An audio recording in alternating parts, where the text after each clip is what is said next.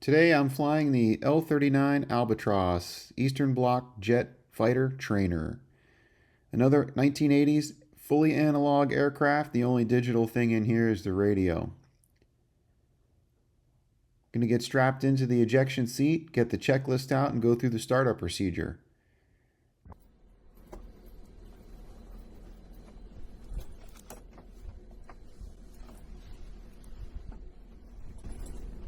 To start the engine, first we engage the turbo starter. It's a small APU located in the tail. Once that's up, we engage the main starter and then monitor the RPM, bring the throttle up out of fuel cutoff, monitor the fuel flow in EGT and RPM just like any other jet engine start.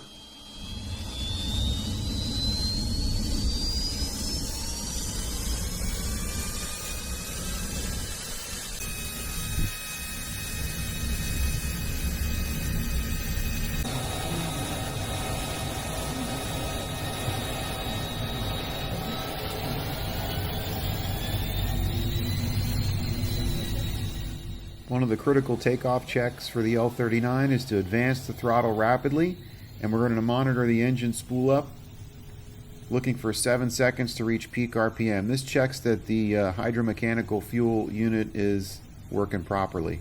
Once we're at full thrust, we release the brakes, and we're going flying.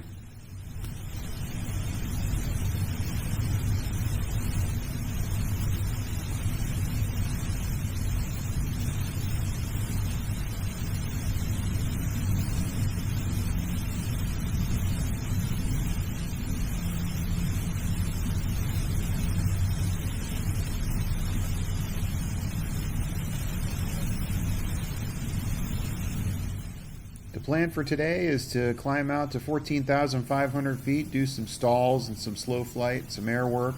Then we accelerate to about 300 knots and we're going to do some more maneuvering.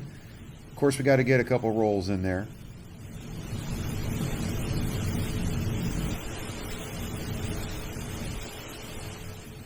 To loop the L-39 takes a little bit of planning. We need to accelerate to 350 knots. We do that by unloading 10 degrees nose down. We want to hit 350 knots at 11,000 feet, and then we're going to pull. We need to keep about 4.5 to 5 Gs on the airplane all the way around so we don't bust 18,000 feet and go into Class A airspace on the top of the loop.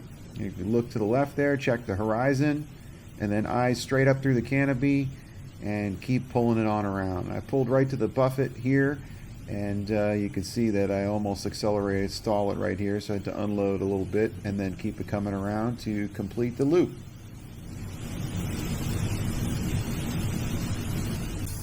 Back into Santa Fe, you're going to go in for my first landing here in the L-39. Pretty much a normal pattern.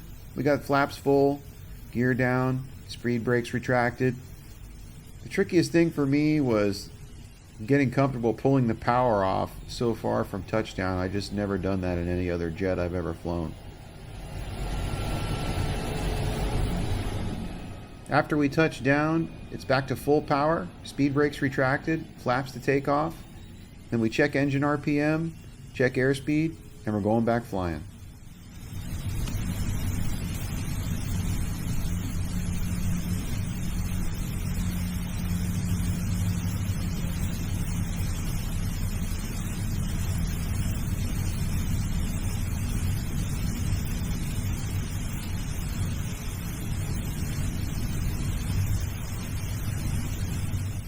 For a normal pattern in the L-39, we put the gear down on downwind and then beam the touchdown point, flaps to take off, start our turn to base.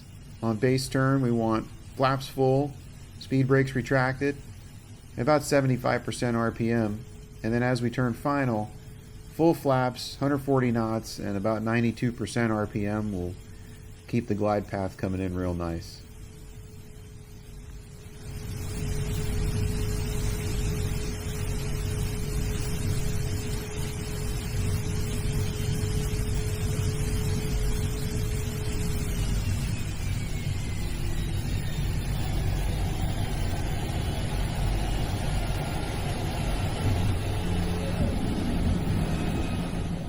For our full stop landing, Nice long runway in Santa Fe. We'll keep the nose up and do some aerodynamic braking, sort of save some wear and tear on the brakes.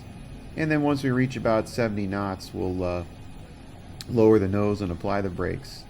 And then it's back to the hangar where we need to put in 150 gallons of Jet A. Thanks for coming flying in the L-39.